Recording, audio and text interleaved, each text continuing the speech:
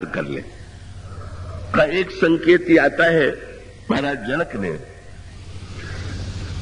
श्री राम को जब देखा विवाह के मंडप में तो वो जल मंगाते हैं और स्वर्ण पात्र में जल आता है और सोने का बर्तन लेकर के महाराज श्री जनक जो है भगवान श्री राम का चरण अपने हाथों में ले लेते हैं और उनका चरण धोने लगते हैं। ये प्रक्रिया कन्यादान से पहले। वर दिलों की दंपति अनुरागे पाय पुनीत पखानन लागे। और जब महाराज जनक चरण धोने लगे तो गोस्वामी जी की लेखनी जो है वो तो उसका वर्णन करने के लिए व्यग्र हो जाती है। बड़े विस्तार से वर्णन करते हुए कहते हैं, जे पद सरोज मनोज अरियुर सर सदैव विराजही, जे सकृत सुमिरत विमलता मन सकल कलिमल भाजही, जे परसी मुनि बनिता लही गति रही जो पातकमयी, मकरंद जिनको शंभु सिर सुचिता अवधि सुर वर्णई, करि मधुप मन मुनि जोग जन, जे सेई अभिमत गत लहे, ते पद पखारत भाग्य भाजन, जनक जय जय सबका। आइए थोड़ा इसके अंतरंग तत्व पर विचार करें।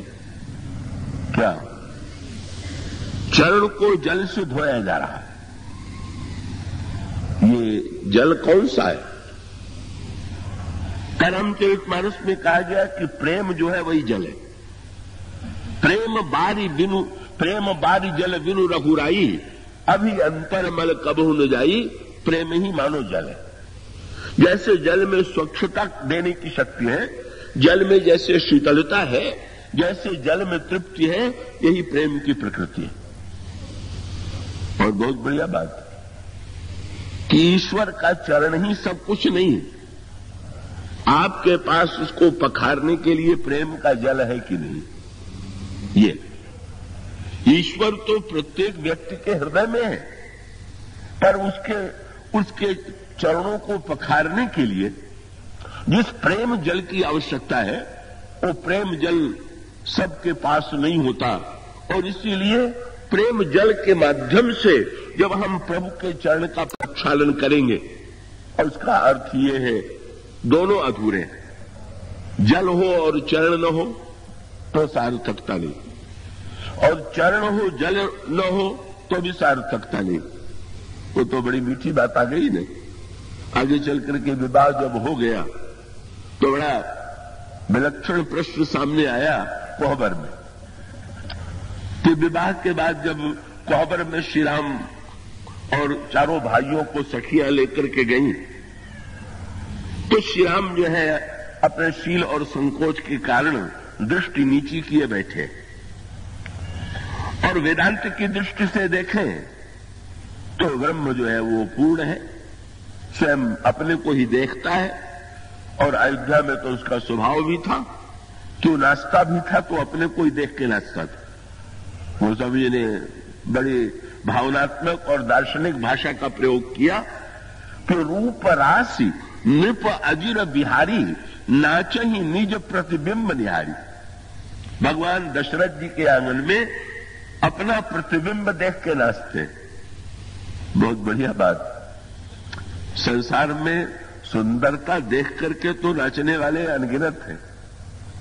काम तो नचाता ही है, और काम नचाता है तो सुंदरता के माध्यम से ही नचाता है। पर श्री राम अपने सौंदर्य को देख करके नाचते हैं। इसका तात्पर्य यह है कि अपूर्ण व्यक्ति जो है वो दूसरे को देख करके तब आनंद का अनुभव करता है और नाचता है। और भाई दूसरे को देख करके नाचेंगे तो कैसा नाच नचावे इसका कोई ठिकाना नहीं, और कब नाच बंद हो जाए भी ठिकाना नहीं। पर अपने में ही आनंदित जो है, अपने आत्मा राम इसी शब्द हमारे पुराणों में किया गया है। अगर आनंद का स्रोत अपने भीतर है, सौंदर्य का स्रोत अपने भीतर है, तो हमें आनंद के लिए दूसरों को देखने की अपेक्षा नहीं है, अपने को ही देखने की अपेक्षा। इसलिए श्री राम अगर नाचते भी हैं तो अपनी सुंदरता देख करके, अपने दिव्य रूप को देख करके। अब विवाह के बाद भी ब्रह्म अगर भावना की दृष्टि से देखें तो शील संकोच के कारण, और दार्शनिक दृष्टि से देखें तो अपने आप में निमग्न है। और जनकपुर में श्री सीता जी की जो सखियां हैं वो बड़ी भावनामयी है। भावनामयी सखियों ने सोचा कि राम की दृष्टि इधर कैसे आवे। भक्त चाहता है कि भगवान अपने को ही न देखते रहे, जरा हमें भी तो देखें। ये भक्त की ये आकांक्षा है। मीरा जी ने तो भगवान को उलाहना दे दिया, तनिक हरि चितवो मोरी ओर, और उलाहना देते हुए कहा, हम चितवत तुम चितवत नहीं, कैसे ही के कठोर। आपको मैं देखती रहूं और आप न देखें, कैसे बढ़कर के तो निर्दयता की कोई बात नहीं हो सकती। ब्रह्म जो है वो अपने आप में डूबा हुआ है तो ठीक है, लेकिन ये तो निर्गुण निराकार ब्रह्म है। और सगुण साकार ब्रह्म का आनंद तो तभी है कि जब वो भक्त की ओर आंखें उठा के देखे। भावनामयी सखियों ने सोचा कैसे इनकी दृष्टि अपनी ओर आकृष्ट करे। तो भाई वेद की भाषा में उन्होंने नहीं कहा, मीरा जी ने तो जरा प्रार्थना की भाषा में कहा, थोड़ा उलाहना दे दिया। तो वेद की भाषा, स्तुति की भाषा तो ये थी कि सखियां ये कहती कि जरा हमारी ओर दृष्टि उठा करके देखिए। शंकर जी जब बोलते हैं तो यही कहते हैं, महिपाल बिलोकय दीन जन्म, हे महाराजा धीराज आप दीन की ओर देखिए। एक भाषा तो शंकर जी की है और दूसरी भाषा जनकपुर के सखियों की है, बिल्कुल अटपटी भाषा। सखी ने भगवान राम से बिल्कुल कुछ नहीं कहा, जानबूझ करके ऐसे वाक्य का प्रयोग किया कि जिसे श्री राम सुन ले। एक सखी ने दूसरे सखी को सुना करके कहा कि सखी, जनकपुर में सारे संसार के राजा और राजकुमार आए, पर ये राजकुमार जितना अभिमानी और घमंडी है वैसा तो कोई आया ही नहीं। अभी तो नई भाषा थी, स्तुति के स्थान पर व्यंग्य की भाषा। प्रभु के होठों पर हंसी आ गई। दूसरी सखी ने पूछ दिया, तुम्हें कैसे लगता है कि ये बड़े अभिमानी हैं? तो ये कहा कि अरे देखो ना, लगता है इनको अपने गुण और सौंदर्य का बहुत अभिमान है, इसीलिए यहां भी बैठ करके अपने को ही देख रहे हैं। अगर अभिमान न होता तो हम लोगों को भी तो देखते कि और भी कहीं सुंदरता है, और फिर बगल में ही इतनी सुंदरता है कि अगर उसको देख लें तो इनका अभिमान भी समाप्त हो जाए। वो समझी बरवे रामायण में कहते हैं, बगल में तो देख लीजिए, हम लोगों को न देखिए तो न देखिए, पर आप जिनके पास बैठे हुए हैं उनको जरा दृष्टि उठा करके देख लिए और देख लीजिए। तो बरवे रामायण में तुलसीदास जी ने कहा, सखी कहती है श्री राम से, गर्भ करहु रघुनंदन जनि मन माय, आपन मूरत देखहु सिय की छाय। आपको सुंदरता का बड़ा गर्व हो तो श्री सीता जी की छाया देख लीजिए। श्री सीता जी गौरांगी है, छाया काली है, आप भी शाम होकर के सीता जी की छाया ही है। और ठीक भी है, जो सगुण ब्रह्म है वो तो भक्ति की छाया है। जैसे छाया उधर, व्यक्ति जिधर चलता है छाया उधर चलती है, इसी प्रकार से जिधर भक्ति देवी चलती है उधर भगवान चलते हैं। सखियों ने व्यंग किया, लेकिन उस व्यंग में ये कृपा करके बड़ा आश्चर्य है। तो श्री राम ने वाक्य सुना तो भगवान राम ने का जिस सखी ने ये कहा था उसकी ओर मुस्कुरा करके देखा, कौन मेरे ऊपर अभिमान का आरोप लगा रहा है। सखी प्रसन्न हुई, लेकिन लक्ष्मण जी से नहीं रहा गया। कल लक्ष्मण जी ने उत्तर देते हुए कहा कि हमारे प्रभु में तो अभिमान का लेश नहीं, लेकिन अगर आप कहें कि अभिमान है तो चलिए, बिना कारण के अभिमान नहीं है, अभिमान करने का उन्हें कारण है। क्या कारण है? लक्ष्मण जी ने व्यंग करते हुए कहा, धनुष यज्ञ भूल गए आप लोग? जनकपुर वासियों की क्या दशा हो गई थी, क्या निराशा व्याप्त थी, और हमारे सर्वशक्तिमान प्रभु ने अगर धनुष न तोड़ा होता तो क्या होता? अगर प्रभु गर्व करें तो बिल्कुल ठीक। तो सखी ने तुरंत कहा, तो उस वाटिका भूल गए क्या? बोले वहां भी तो फूल तोड़ने गए थे, और फूल तोड़ने के बाद जब ये निकले थे तो इनकी क्या दशा थी? याद दिलाया, भाल तिलक श्रम बिंदु सुहाए, पसीने की बूंद। बोले जिसको फूल तोड़ने में पसीना आ गया वो धनुष तोड़ सकता था क्या? कोई तर्क ऐसा है कि ये सिद्ध कर सके?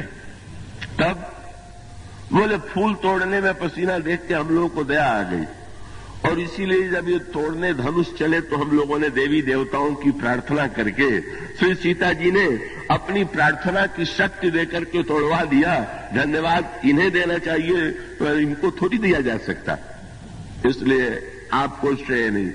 फिर वही संकेत कि शक्ति है, और शक्तिमान में शक्तिमान के द्वारा जो संपन्न होता है उसमें शक्ति को मात तो दे कि शक्तिमान को दे।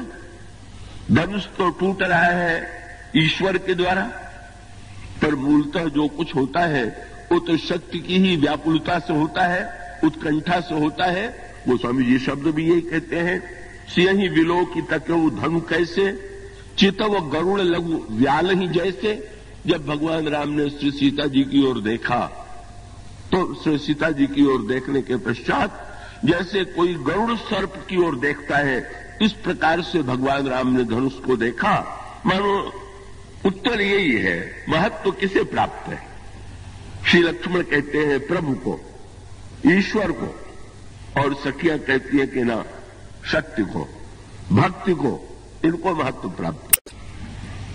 यहां पर भी विवाद उलझा रह गया, पर लक्ष्मण जी इतने से भी परास्त होने वाले नहीं। लक्ष्मण जी ने तुरंत कहा कि अच्छा, धनुष यज्ञ में तो आप लोगों ने प्रार्थना की थी, पर जब इन्होंने अहिल्या का उद्धार किया तब तो आप लोग नहीं थे।